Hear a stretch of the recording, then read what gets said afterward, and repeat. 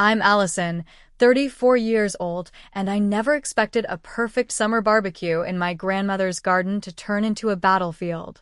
The smell of grilled burgers filled the air as my sister Rachel casually dropped her bomb. "So, when are you planning to move out?" she asked with that familiar smirk.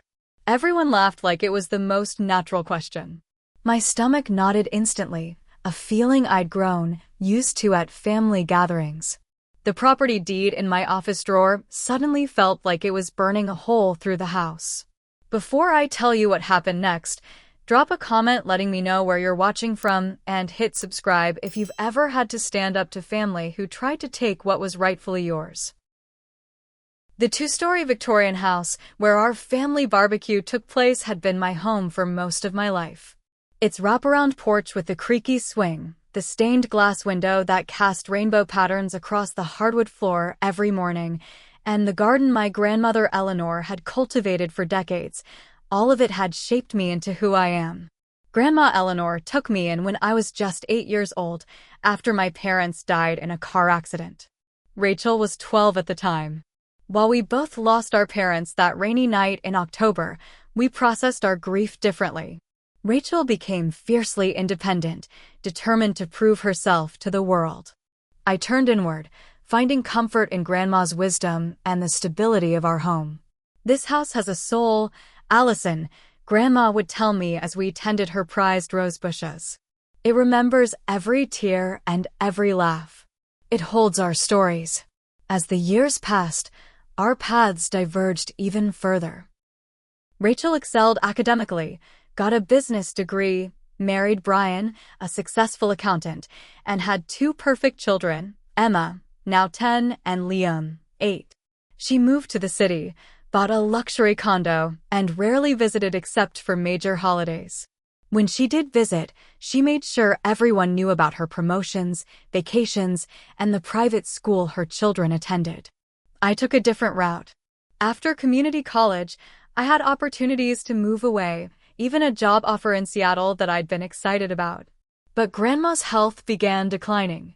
Her arthritis worsened, making it difficult for her to manage the stairs. Then came the early signs of heart problems. "Go live your life, sweetie," she'd insisted when I told her about the Seattle offer. "I'll be fine." But I saw the fear behind her eyes. The thought of her alone in this big house, potentially falling with no one to help her, made my decision clear. I called Seattle and declined the position. Instead, I found administrative work locally and was able to be home when Grandma needed me. Rachel never understood my choice. "You're wasting your potential," she'd say during her brief visits, eyeing the renovated kitchen or the new garden layout with something like calculation in her eyes. Grandma could hire help. What Rachel never seemed to grasp was that professional care was expensive, and more importantly, it wasn't what Grandma wanted. Eleanor valued family above all else and treasured her independence. Having me there meant she could stay in her beloved home while maintaining her dignity. As years passed, I built a life intertwined with Grandma's. I started an online business selling handcrafted jewelry that allowed me to work from home. I drove Grandma to doctor appointments, helped her with groceries, and spent evenings watching her favorite classic movies. We developed a rhythm, a partnership. I wasn't just a caretaker, I was her companion. The last year of Grandma's life was the hardest. Her heart condition worsened, and she became frilier. Rachel's visits grew even more infrequent, always accompanied by excuses about work deadlines and the children's activities. One evening, about 2 months before she passed, Grandma called me into her room. She was sitting up in bed, her silver hair neatly brushed, looking more serious than usual. "Allison, we need to talk about the house," she said, patting the space beside her. "What about it?" I asked, sitting down. "I've been thinking about what happens after I'm gone." Her voice was steady. "You've made so many sacrifices to care for me. You've put your life on hold." "I haven't sacrificed anything important," I assured her. "This is my home too." She smiled, taking my hand in her soft, wrinkled one. "That's exactly right. This is your home. and I want to make sure it stays that way. She told me then that she'd updated her will. The house would come to me. Rachel has her life established, Grandma explained. She doesn't need this place. You do. And more importantly, this place needs you. I tried to object, knowing it would cause problems with Rachel, but Grandma was adamant. My decision is made, she said with finality. Just promise me you'll stand up for yourself when the time comes. You've always been too willing to step aside for your sister. When Grandma passed peacefully in her sleep 3 months before the barbecue, I was devastated but thankful for those final conversations. Rachel flew in for the funeral, cried appropriately, and flew back out 2 days later, leaving me to handle the arrangements and paperwork. The will reading happened a week after the funeral. Rachel took a day off work and sat beside me in the lawyer's office, her expression confident. When Mr. Harrington, Grandma's attorney for 30 years, announced that the house had been left solely to me, Rachel's face transformed from shock to outrage in seconds. There must be some mistake, she'd insisted, her voice sharp. Surely she meant for us to share it. Mr. Harrington was gentle but firm. Mrs. Peterson was very clear about her wishes, Ms. Mitchell.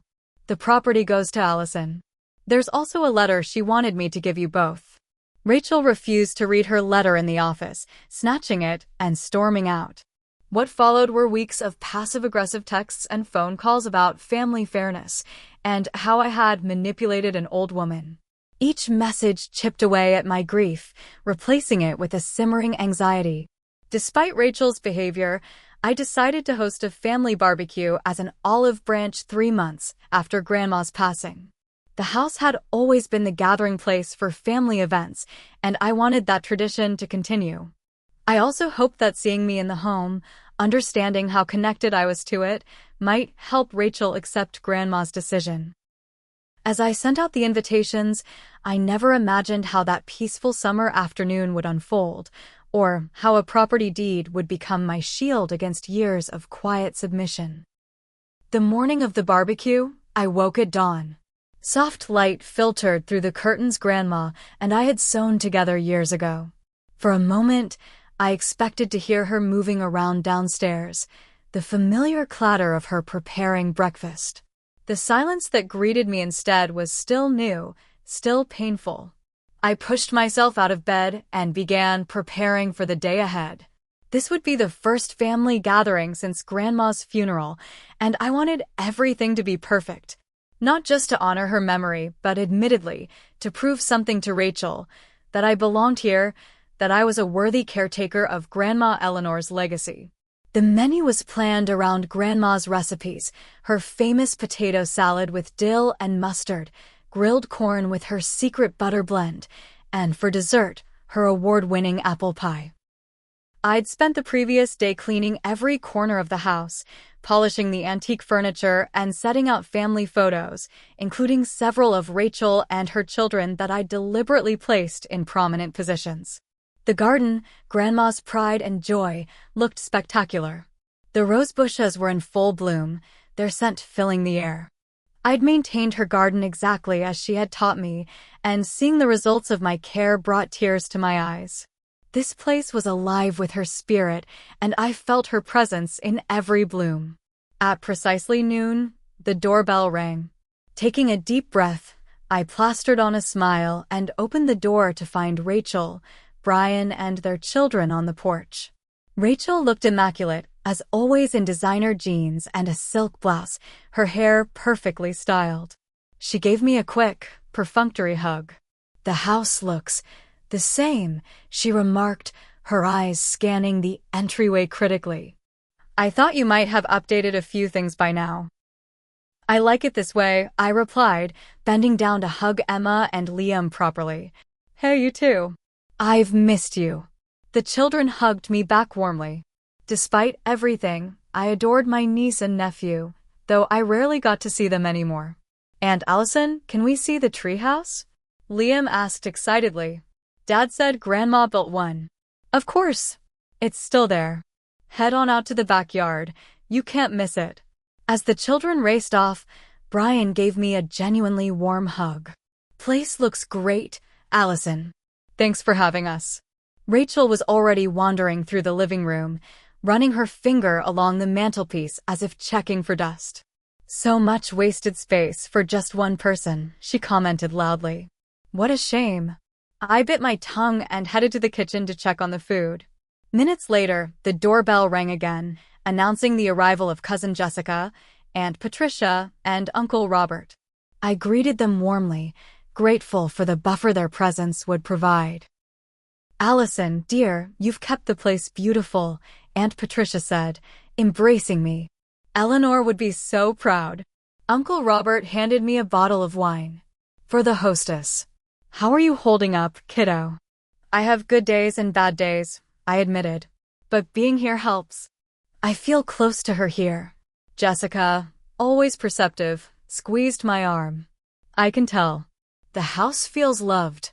From the living room, Rachel's voice carried clearly, let me give you the tour. I practically grew up here, so I know all its quirks. I exchanged a look with Jessica, who raised an eyebrow. Rachel had spent less than a quarter of the time I had in this house, yet she was positioning herself as its historian. I busied myself setting out appetizers, trying to ignore the pang of irritation. Through the open windows, I heard Rachel leading our relatives through the garden. Allison's kept it up, I suppose, though Mom always said these hedges should be trimmed differently. When we renovate, we'll probably simplify the garden. It's so labor-intensive. We? I heard Aunt Patricia ask. Oh, when things get settled, Rachel replied vaguely. I nearly dropped the tray I was carrying. Was she seriously implying to our family that she had some claim to the house? That she would be renovating it? As everyone settled on the patio, I overheard Rachel tell Aunt Patricia in a hushed tone, this arrangement is just temporary, of course. Allison knows she can't manage this place long-term. A familiar childhood feeling washed over me, the sensation of being spoken about rather than of decisions being made without my input. Throughout our childhood, Rachel had always been the one to decide what games we'd play, which friends could join us, what movies we'd watch. Her stronger personality had always steamrolled my quieter one, and our relatives had unconsciously reinforced this dynamic by deferring to her opinions. I carried out a pitcher of lemonade, Grandma's recipe with fresh mint from the garden. Who's ready for drinks? Oh, I brought some sparkling water, Rachel interjected, pulling bottles from her bag. I figured we'd want something a bit more sophisticated than lemonade. Jessica caught my eye again and shook her head slightly in solidarity. As I started the grill, Uncle Robert wandered over. So, Allison, any big plans for the house? It's a beautiful old place, but I imagine it needs some updates. Before I could answer, Rachel called from across the patio. We were just discussing that, Uncle Robert. Such a big place needs a family to fill it. It's almost criminal for all this space to go unused. It doesn't go unused, I said, keeping my voice light. I use every room. For what? Rachel laughed. Your little jewelry hobby hardly requires a 4-bedroom Victorian. It's not a hobby, it's my business, I corrected her. And I've converted the small bedroom into my office and workshop. How quaint, Rachel replied with that familiar condescending smile. As the afternoon progressed, I served the food I'd spent hours preparing. Rachel found subtle ways to criticize each dish. The potato salad had too much dill, the corn was slightly overdone, and she made sure to mention that her children were used to more gourmet fare. Each comment stung, but I maintained my composure, remembering Grandma's words about standing up for myself. The moment would come, but not yet. First, I would try my best to make this a pleasant family gathering. But Rachel seemed determined to stake her claim. When Emma admired a crystal vase on the sideboard, Rachel patted her head and said, "That's going to be yours someday, sweetie." It was great-grandma's, and it should stay in the family. The vase had been a wedding gift to Grandma Eleanor, and she had specifically mentioned it in her letter to me as something she hoped I would cherish. By the time everyone was seated for the main course, The tension beneath the pleasant conversation was palpable. I could feel it building like a summer storm, and I knew from Rachel's increasingly pointed comments that she was working toward something. The property deed in my office drawer seemed to call to me, but I held back, hoping against hope that this confrontation could somehow be avoided. I should have known better. Rachel had always been strategic, and I realized too late that this barbecue wasn't just a family gathering to her. It was a battlefield, and she had come armed for war. "I'd like to propose a toast," Rachel announced once everyone had filled their plates. She stood, wine glass raised, commanding attention as she always did. "To new beginnings and family legacies." Her eyes locked with mine meaningfully as everyone raised their glasses. The implication was clear to me, if not to the others. "Speaking of new beginnings," Brian chimed in, "our house hunting has been a nightmare. The market is just insane right now." Rachel nodded sympathetically at her husband. 3 bedrooms just isn't cutting it anymore. The kids need more space, and Brian really needs a proper home office now that he's made partner. I took a bite of my burger, chewing slowly. The trap was being laid so transparently that I almost had to admire the technique. "This house has what for bedrooms?" Uncle Robert asked, looking around. "Plus that little office space downstairs?" 5 bedrooms actually, Rachel corrected quickly. "The one upstairs at the end of the hall used to be Dad's study, remember? It would make a perfect room for Liam." She turned to me with a practiced expression of concern. "You must rattle around in this big house all by yourself, Allison. All these empty rooms." "I don't rattle," I replied calmly. "I appreciate the space for my business. It's been growing steadily." "Oh, your jewelry thing?" Rachel waved her hand dismissively. "How is that little hobby going?" "It's not a hobby," I repeated, more firmly this time. "I have over 15,000 followers on my online store now, and I'm shipping internationally.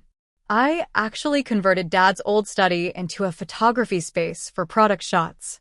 "Well, that's nice," Rachel said, in a tone that suggested it was anything but.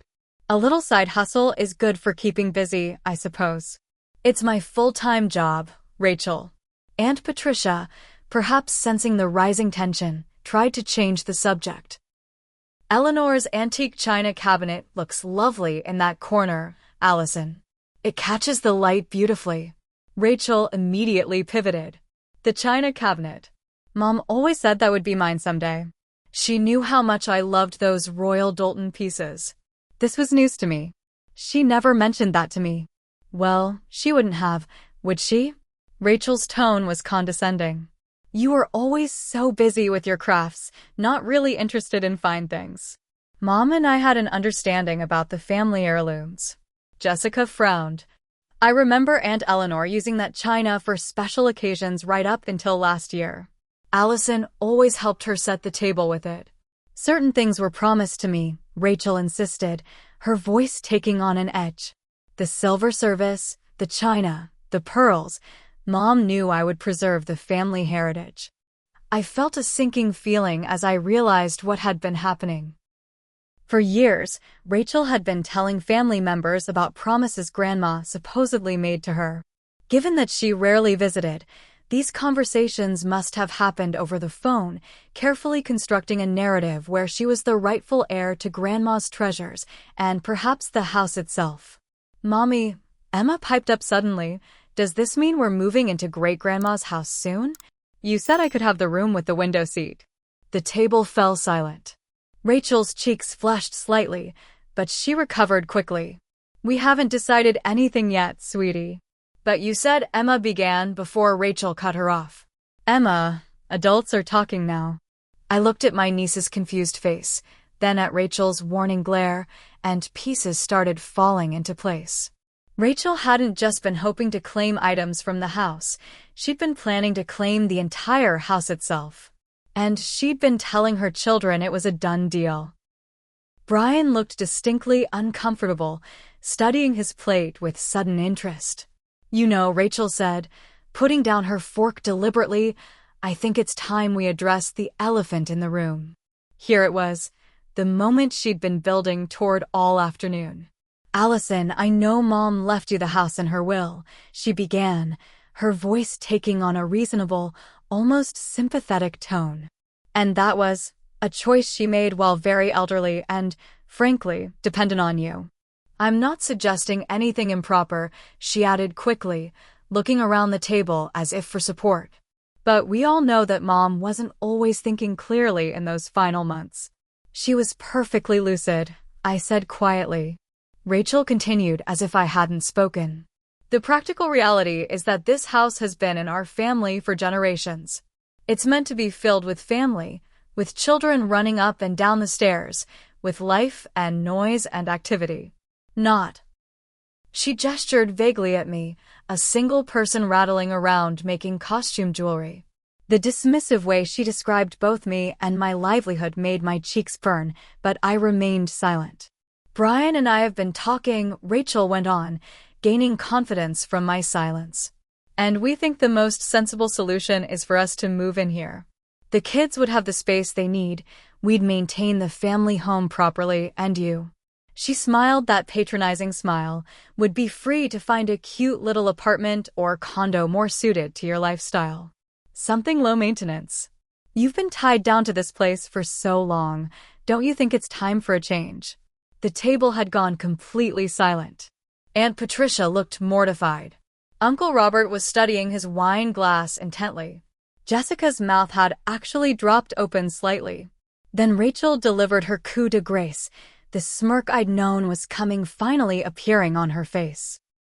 Don't you think it's time to move out, Allison?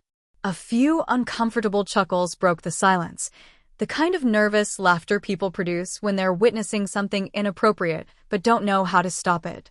I sat perfectly still, feeling a lifetime of being overshadowed, overlooked, and underestimated crystallize into a single moment of clarity. I thought about all the nights I'd sat with Grandma when she couldn't sleep because of pain. The countless doctor appointments. The grocery trips. The garden we'd tended together. The holidays when Rachel was too busy to visit, and it was just Grandma and me making the best of it. I thought about Grandma's words, "Promise me you'll stand up for yourself when the time comes." The time had come. In the silence that followed Rachel's question, I could hear the ice shifting in the water glasses and birds chirping in the garden. I felt everyone's eyes on me, waiting for my response, probably expecting me to do what I'd always done. Acquiesce, accommodate, step aside. "Excuse me for a moment," I said calmly, placing my napkin beside my plate. "I think it's time for dessert." I stood and walked into the house, my heart pounding, but my steps steady. Instead of heading to the kitchen, I went directly to my office. The property deed was in the top drawer of Grandma's old desk, now my desk, along with the letter she'd left me. I'd read it countless times in the months since her passing, drawing strength from her words. Now those words would serve another purpose.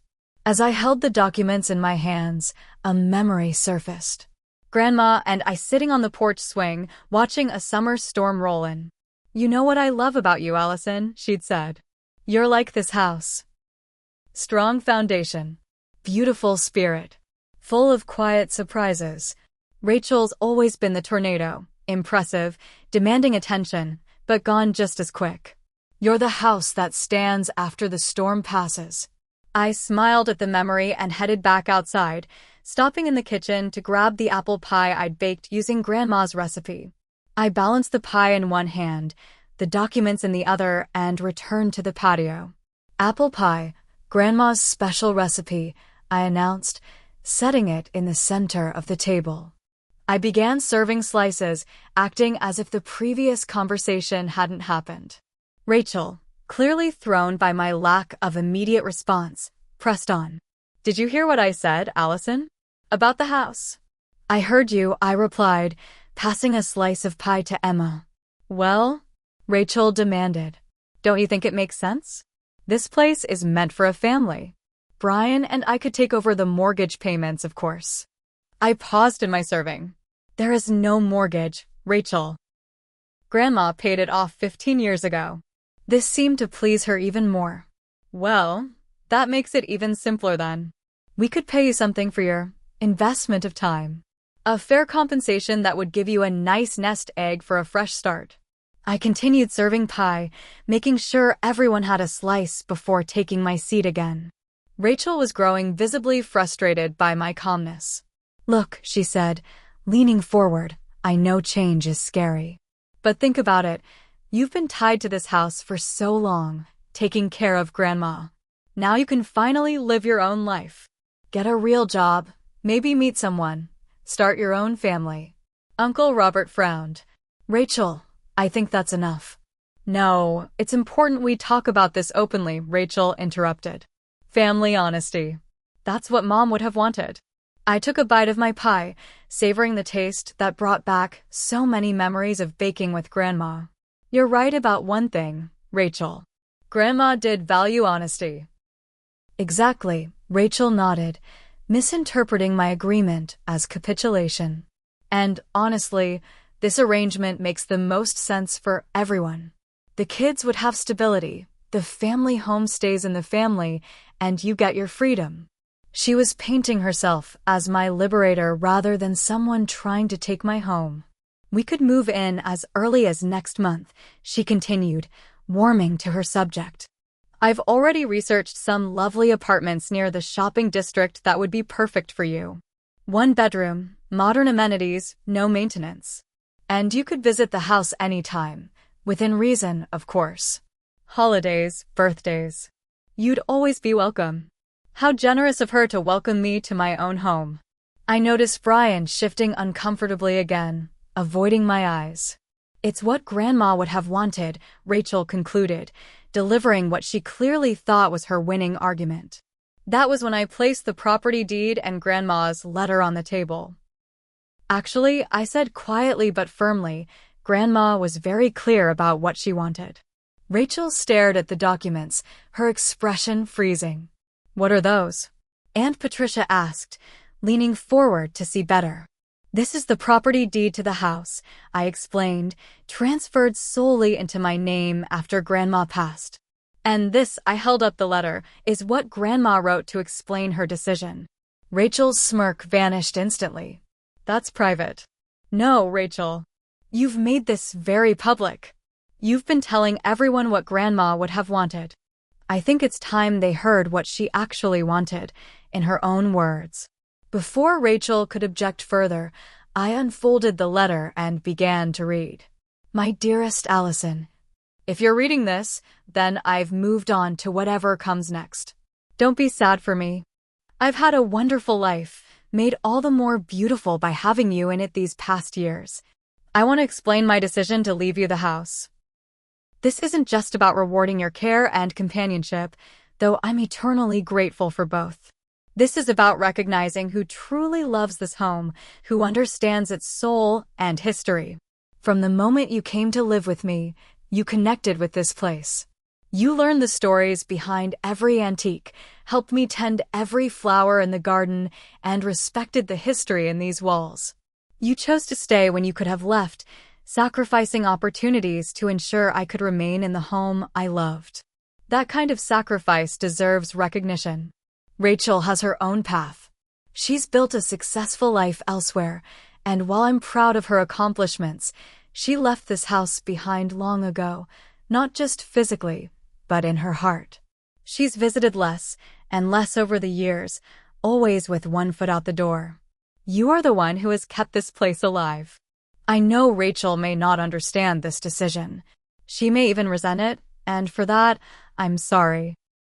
But a home should belong to the person who truly loves it, who will preserve its spirit rather than simply occupy its space.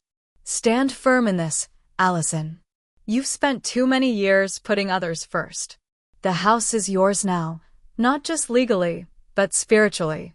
It has chosen you as much as I have. With all my love, Grandma Eleanor. I folded the letter and looked up. The table had gone completely silent. Aunt Patricia was wiping tears from her eyes. Uncle Robert was nodding slowly, as if pieces of a puzzle were finally fitting together. Jessica was looking at me with newfound respect. And Rachel's face had transformed from shock to a deep, burning anger. You manipulated her, Rachel said, her voice low and dangerous. You played the devoted granddaughter while filling her head with lies about me. I kept my voice steady. I didn't need to say anything about you, Rachel. Your absence spoke for itself. I had a career to build, children to raise. I couldn't just drop everything to play nurse. No one asked you to drop everything, I replied. But you could have visited more than twice a year, called more than once a month, remembered her birthday without a reminder text from me. Rachel's face flushed deeper. So this is my punishment for having a life? For not putting my career on hold to change bedpans? Rachel, Aunt Patricia exclaimed, shocked at her crudeness. It's not punishment, I said quietly. It's consequence. Relationships require presence. You chose to be absent. Rachel stood abruptly, her chair scraping loudly against the patio stones. This isn't over. That letter won't hold up in court. She was old, confused. Mom was of completely sound mind until the end, and Patricia interrupted firmly. And Allison is right. You barely visited in those final years. I called Eleanor weekly, and every time I asked about you, she'd make excuses for why you couldn't come. I'm a busy professional with a family, Rachel snapped. So am I, Uncle Robert said mildly. But I found time to drive Mom to her appointments when Allison had the flu last winter. I don't recall seeing you volunteer. Rachel looked around the table, seemingly shocked to find no allies. I can't believe you're all taking her side. There shouldn't be sides in a family, Jessica pointed out. But you're the one who created them by announcing plans for a house that isn't yours. Rachel turned to her husband, expecting support. Brian, say something. Brian cleared his throat uncomfortably. Maybe we should continue this conversation at home, Rachel. Seriously? You too. She grabbed her purse. Kids, we're leaving. Emma looked confused. But I haven't finished my pie. Now, Emma. The children reluctantly stood, looking bewildered by their mother's sudden fury. Emma gave me a quick hug before being pulled away. Liam waved sadly as they disappeared into the house, the front door slamming moments later. An awkward silence fell over the remaining group. Well, Uncle Robert finally said, that apple pie is delicious, Allison. Eleanor's recipe to the letter, isn't it? His attempt to restore normalcy was touching. I'm sorry about that, everyone, I said, feeling a strange mixture of vindication and sadness. Don't you dare apologize, Aunt Patricia said firmly.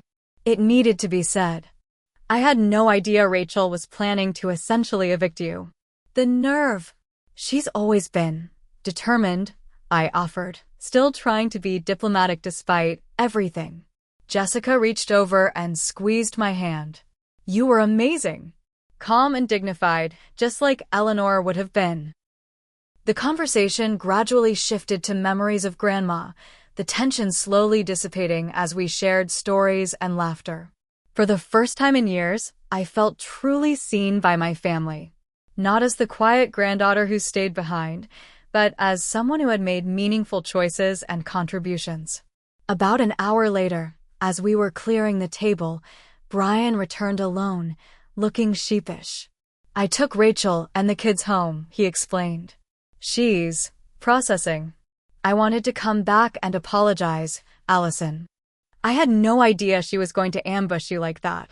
You seemed pretty uncomfortable, I acknowledged, offering him a fresh drink. He accepted gratefully. To be honest, I never felt right about the whole thing. Rachel's been talking about moving in here since before your grandmother passed away. She had it all planned out. This revelation, while not entirely surprising, still stung. Why didn't you say anything? Brian sighed heavily. You know how Rachel gets when she sets her mind on something. And honestly, he lowered his voice, we're having some financial issues. The lifestyle Rachel wants, private schools, luxury vacations, the country club membership, it's stretching us thin. She saw this house as a solution. Free housing plus whatever she could get for selling our current place. The pieces clicked together. Rachel's sudden interest in the family home wasn't about nostalgia or keeping family heritage alive. It was about economics. I'm sorry, Brian said again.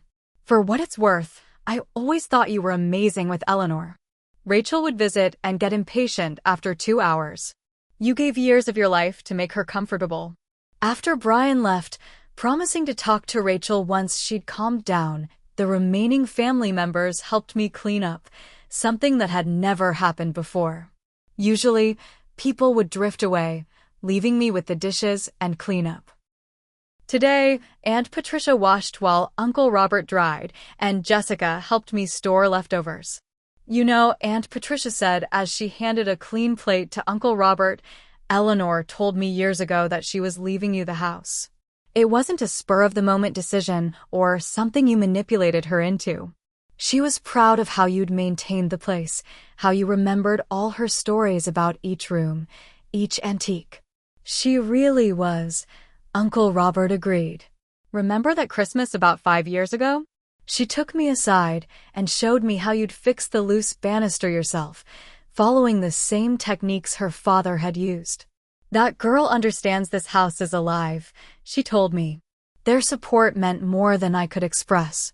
For years, I'd felt invisible in my own family, overshadowed by Rachel's more demanding presence. Today, finally, I'd been seen. After everyone left, I sat alone on the porch swing, watching the sunset paint the garden in golden light. The vindication I felt was tempered by sadness at the family fracture.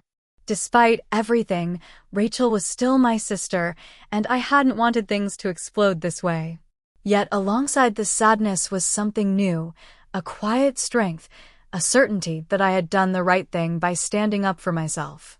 The house around me felt different somehow. No longer a place I was just taking care of until someone decided otherwise, but truly mine. Grandma had been right. It was time I stopped putting everyone else first.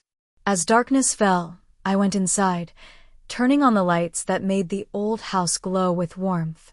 For the first time since Grandma's passing, I felt not just at home, but entitled to be home. The deed wasn't just a legal document. It was permission to claim my place in the world without apology. 2 weeks passed without a word from Rachel. Her silence wasn't surprising. She had always responded to not getting her way by withdrawing completely. As children, she would refuse to speak to me for days if I was chosen for something she wanted or if I didn't go along with her plans. This was just an adult version of the same pattern. What was surprising, however, was the support I received from the rest of the family. Aunt Patricia called twice to check on me. Uncle Robert stopped by with fresh tomatoes from his garden. Jessica invited me to lunch and confessed that Rachel had told her months ago that I would be moving out soon and that they would be reclaiming the family home. I should have said something, Jessica admitted over salads. But you know how convincing Rachel can be. She made it sound like it was all decided. That's her special talent, I replied with a small smile. With the burden of uncertainty lifted, I found myself making changes to the house that I'd been hesitant to implement before. I painted my bedroom a soft sage green instead of the faded rose it had been for decades. I converted the formal dining room, which we rarely used, into an expanded workspace for my jewelry business. Each change was thoughtful, preserving the character Grandma had loved while making the space more functional for my needs. I wasn't erasing her. I was building upon the foundation she had created, just as she would have wanted. My online business began to flourish as I devoted more time and space to it. I invited friends over for dinner, something I'd rarely done before, partly because caring for Grandma had consumed so much time, but also because I'd never fully claimed the space as mine. 3 weeks after the barbecue confrontation, there was an unexpected knock at my door. When I opened it, I found Brian standing there with Emma and Liam. "Hope you don't mind us dropping by," he said apologetically. "The kids have been asking about you, and when Rachel took off for her spa weekend, I thought it might be nice to visit. Aunt Allison." Emma threw her arms around my waist. "I missed you." "I missed you too, sweetie," I said, hugging her tightly. "Both of you. Come in. I just made cookies." As the children raced to the kitchen, Brian lingered in the hallway. "Rachel doesn't know we're here," he admitted. Things have been tense since the barbecue. I'm sorry to hear that, I said sincerely. Despite everything, I didn't want to be the cause of problems in their marriage. Don't be. This has been building for a while. He hesitated, then added, I think Rachel has always been jealous of your relationship with Eleanor. She'd never admit it, but I've seen it over the years. Every time Eleanor praised something you'd done, Rachel would get that look, like she'd tasted something sour. This perspective had never occurred to me. But Rachel was always Grandma's favorite, I said automatically, repeating what I'd believed my entire life. Brian looked surprised. Is that what you think? Eleanor adored you, Allison. She was constantly telling people how proud she was of you, your kindness, your creativity, how you remembered everyone's birthdays and preferences. She was. All the time. Rachel would complain about it on the drive home after visits. Mom never brags about my promotion, like she gushes over Allison's stupid handmade gifts, she'd say.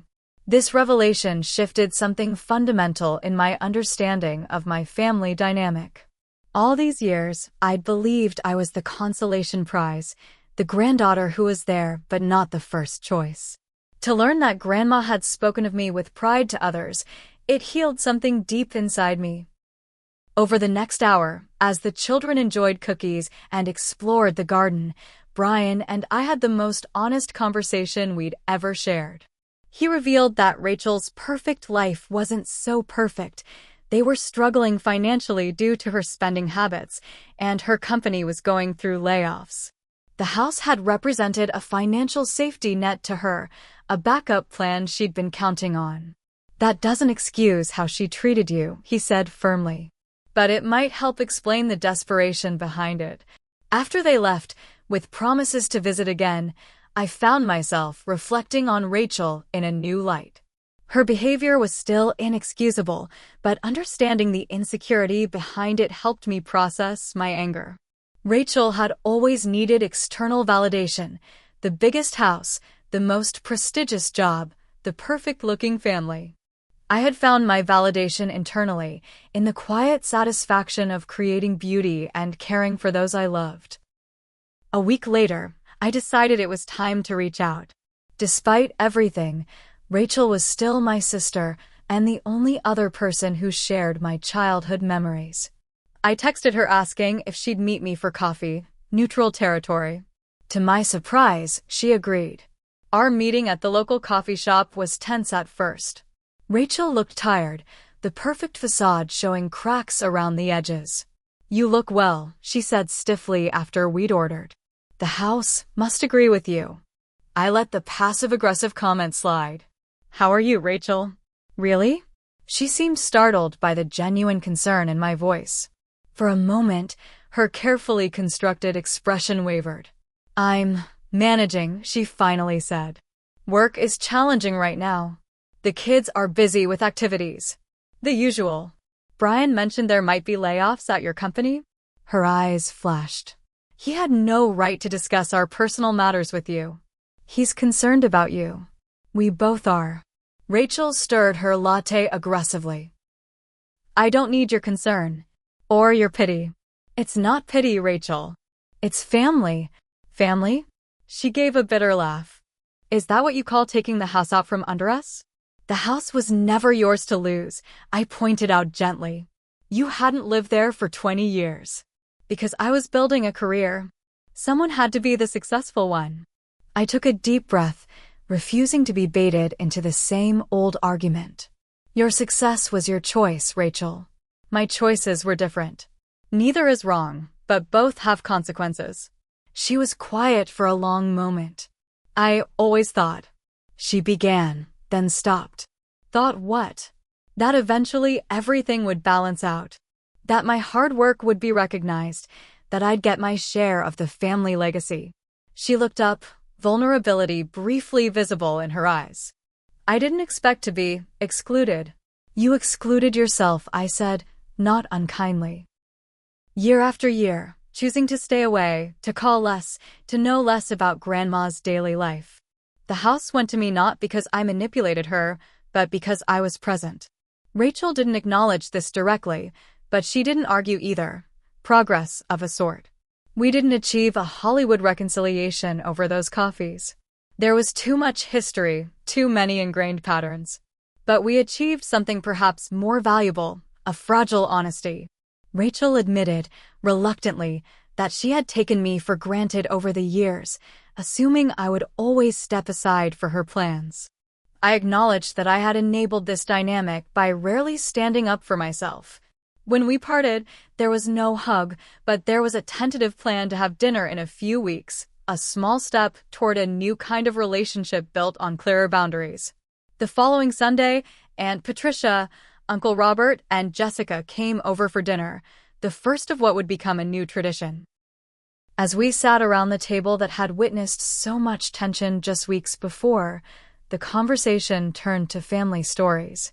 For the first time, I found myself correcting misconceptions, filling in details about Grandma's final years that only I knew.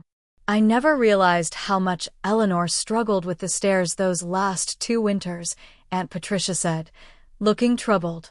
I should have visited more. We all should have, Uncle Robert agreed. We took it for granted that Allison was there. You're all welcome any time now, I said sincerely. This house should be filled with family, just not commandeered by it. Jessica raised her glass. To Eleanor, who knew exactly what she was doing when she left this house to the person who would honor it best. As their glasses clinked against mine, I felt a shift in our family dynamic. For years, I had been defined primarily by my relationship to others, Rachel's quieter sister, Eleanor's dedicated granddaughter. Now, finally, I was being seen as Allison, a person in my own right, with valid choices and a voice worth hearing. That night, after everyone had gone, I wandered through the rooms of my home. In Grandma's, now my, bedroom, I opened her jewelry box and took out the pearl necklace she had worn on special occasions. Rachel had claimed it was promised to her, but Grandma had actually placed it in my hands the week before she passed. For your next art opening, she had said, referencing the small jewelry exhibition a local gallery had hosted for me. Something old to wear while you showcase something new. I fastened it around my neck, looking at my reflection in the vintage mirror. The woman looking back at me seemed different, stronger, more certain. The confrontation at the barbecue had been painful, but necessary. Like lancing a wound, it had released years of festering expectations and assumptions, allowing something healthier to begin growing in its place. As I removed the pearls and returned them to their velvet box, I knew that standing up for myself hadn't just secured my home, it had helped me find my voice. 6 months after the fateful barbecue, I hosted another family gathering, this time a proper Thanksgiving dinner. The dining room, though now primarily my workspace, had been temporarily restored to its original function, the large table extended to accommodate everyone. The house looked different than it had at our summer gathering. I'd painted the living room a warm ivory instead of the faded yellow it had been for decades. New curtains hung in the kitchen, handmade by me from fabric Grandma and I had picked out together before she passed, but never got around to using. The changes weren't dramatic. I had preserved the soul of the house, but they reflected my growing confidence in making the space truly mine. My business had flourished in the intervening months.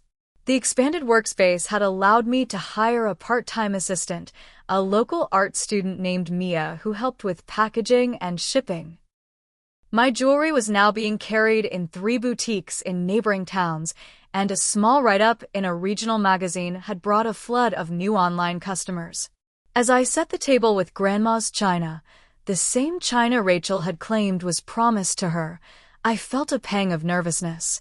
Rachel had agreed to come today, the first time she would be back in the house since the confrontation. Our relationship had improved slightly through occasional coffee meetings, but remained fragile and cautious.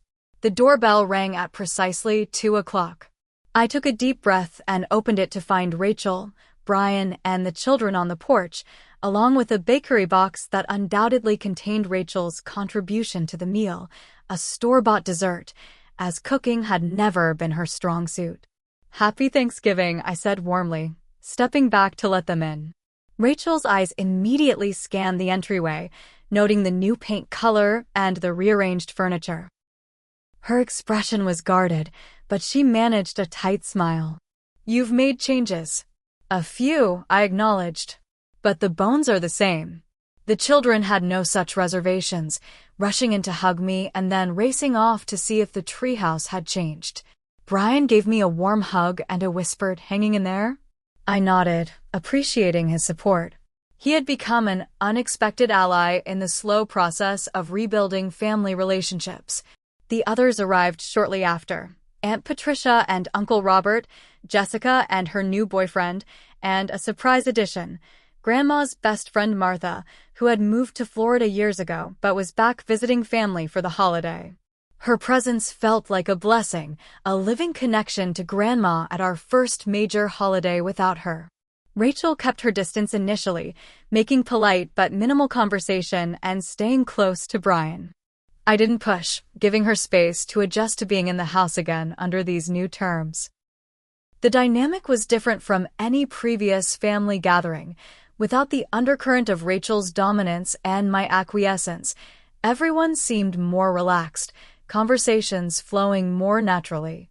During dinner, Martha shared stories about Grandma that none of us had heard before, their adventures as young women, road trips and double dates and minor scandals that made her seem suddenly younger and more vibrant in our memories.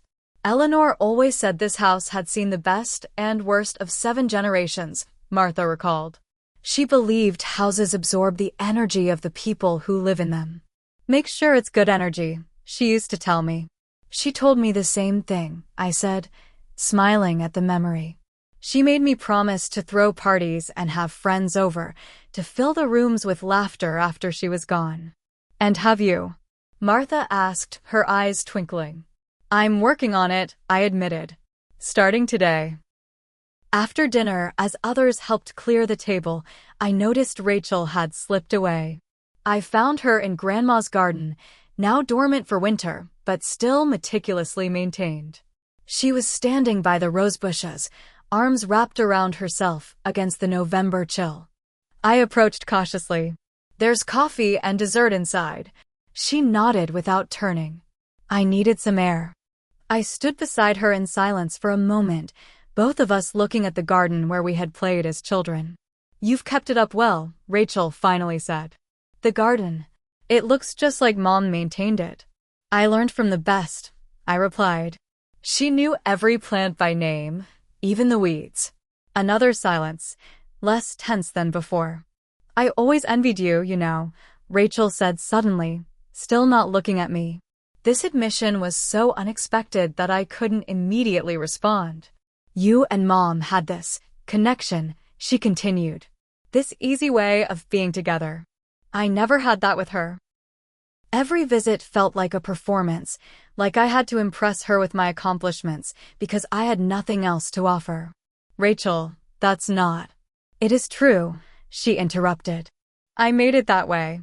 I chose to leave, to prioritize my career, my own family. Those were valid choices, but they had consequences. I see that now." She finally turned to face me. "I've been unfair to you. For years. Decades, really." The admission hung in the cold air between us. "Why didn't you ever say anything?" she asked. "All those years of me steamrolling over you, taking credit, speaking for you. Why didn't you ever stand up to me before that day?" I considered her question carefully. "I think I was afraid of losing what little connection we had. If I pushed back, you might disappear completely. And now? Now I realize relationships need honesty more than harmony. We can disagree and still be sisters." Rachel nodded slowly. "I'm not good at not getting my way," she admitted with the ghost of a smile. "I've noticed," I replied dryly, and we both laughed, a small but genuine moment of connection.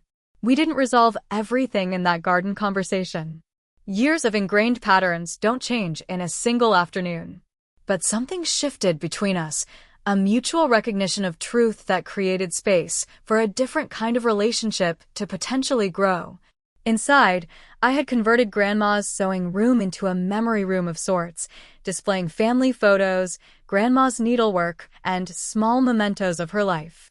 I'd invited everyone to bring something to add to the collection, and after dessert, we gathered there to share memories and place new items on the shelves. Rachel had brought Grandma's old recipe box, something she had taken after the funeral. "I thought you might want this back," she said quietly, handing it to me. "You're the one who actually learned to make her recipes." It was a small gesture, but significant, an acknowledgement of my place in Grandma's life and legacy. As the evening wound down and guests began to leave, Martha pulled me aside. "Eleanor would be so proud of you," she said, squeezing my hands. "Not just for keeping the house beautiful, but for finding your voice. That's what she wanted most for you, you know. To see you stand tall in your own life." Those words stayed with me long after everyone had gone. Standing tall in my own life, that's exactly what I had begun to do since that summer barbecue when I finally refused to be displaced. In the months that followed Thanksgiving, I continued to grow into my inheritance, not just the physical house, but the strength Grandma had always believed I possessed. I started a support group for family caregivers at the local community center, creating a space where others who had put their lives on hold to care for loved ones could find understanding and resources. Rachel and I established a cautious new normal. We would never be best friends, but we were learning to be authentic sisters, sometimes disagreeing, sometimes connecting, but always with a new foundation of honesty between us. One spring evening, almost a year after Grandma's passing, I sat in her garden, my garden now, watching the sunset paint the sky in shades of pink and gold. On my lap was the property deed that had caused such turmoil. It wasn't just a legal document, it was a vote of confidence from the woman who had known me best. The house around me felt alive with memories, not just Grandma's now, but mine too. New dinner parties with friends, jewelry-making sessions with local artists, quiet evenings reading in the window seat. I was creating my own relationship with these walls, these floors, these rooms that had witnessed 7 generations of my family's joys and sorrows. Standing up for myself that day hadn't just secured my home. It had helped me find my place in the world.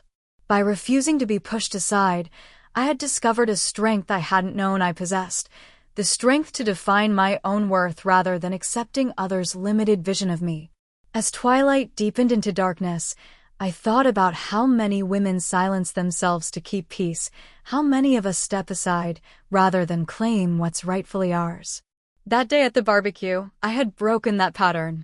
And in doing so, I had honored Grandma's true legacy, not just the house, but the courage to live authentically within it. Have you ever had to stand up to family who tried to take what was rightfully yours? Or have you regretted staying silent when you should have spoken up? Share your story in the comments below. And if this resonated with you, please like, subscribe, and share with someone who might need to hear that it's never too late to find your voice.